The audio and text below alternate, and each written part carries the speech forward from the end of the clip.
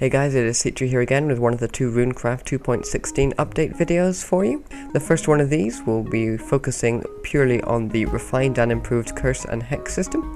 For those of you who can still remember these curse runes when they were initially created, right-clicking would activate it, consume the rune, and then have the effect occur. Previously we had it so that it wouldn't consume the rune, but it would still cause the effect. And now we struck a balance between that, wherein you can get a number of uses, but not just one, but you aren't stuck with infinite. Right-clicking the rune now will give you a description of the rune and what it does, but now it also explains that you need to use a hex rune now. The hex rune are just a method of activating or delivering the curse to the player. This one here is the portal hex. Whenever you are teleported specifically onto the hexed blocks, then it will activate a curse. This is whenever you are right-clicking the block, the touch hex, and this one here is whenever you are punching or damaging the hexed block. Over here we have our array of curse runes. I've covered most of these before. Whisper, Lightning Trap, Mouse Trap, Butterfingers, and Babel. Over here is the counter curse for Babel. They've changed slightly, we'll talk about them later. Now, if you're wanting to use one of these hex runes, first select the one you want. You will need a diamond. I'm going to up the tier here to tier 5 so we get more uses to work with for demonstration.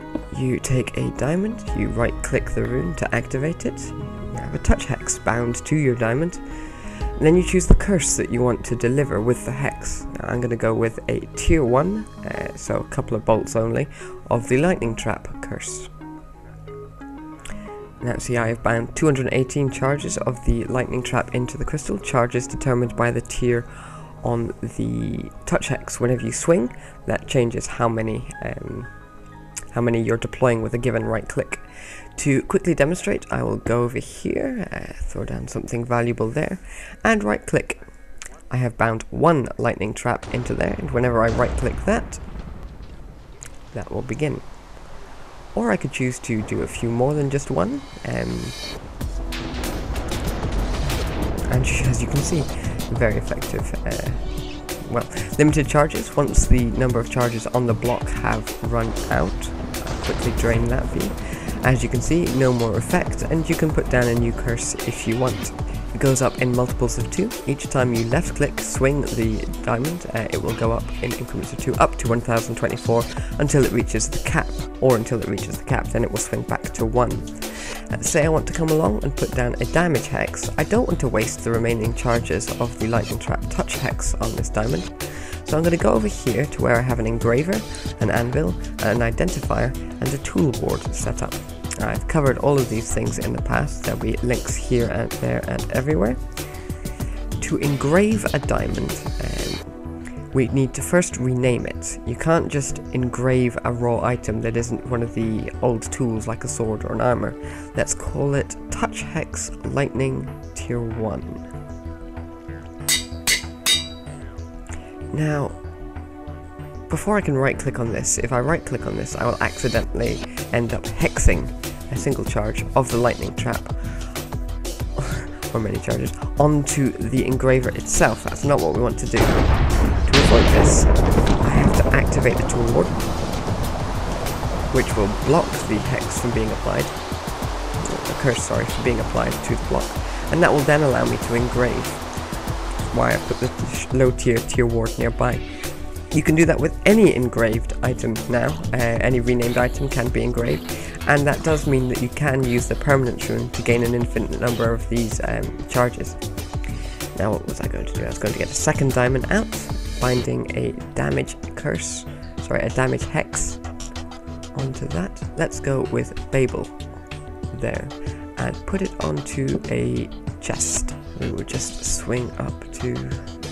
Now note that because there's only 1 or 5 available, it can't go all the way up to 8, it will just cycle between 1 and 5, 5 being the current cap. Put in 1, go out of creative mode, and punch it. I feel my grip on the language lessen. Now I have a feeling that as that was a tier 1, that won't be very easy to demonstrate that it's in effect. But you can see now on the engraver, by using the identifier, with my hand, that I have 5 charges of the Babel Curse and only 5 strength.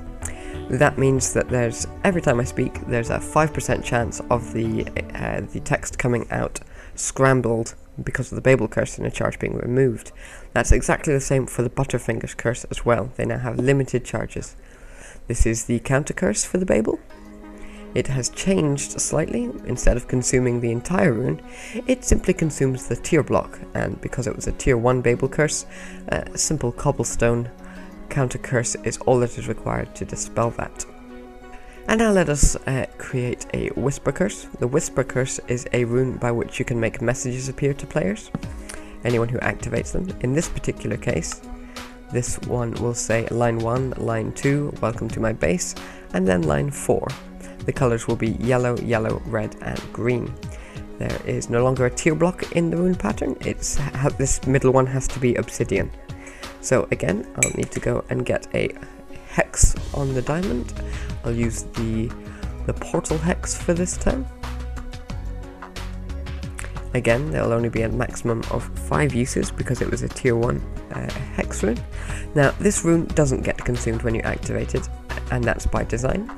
I'll change this to 5, bind it into the stone steps.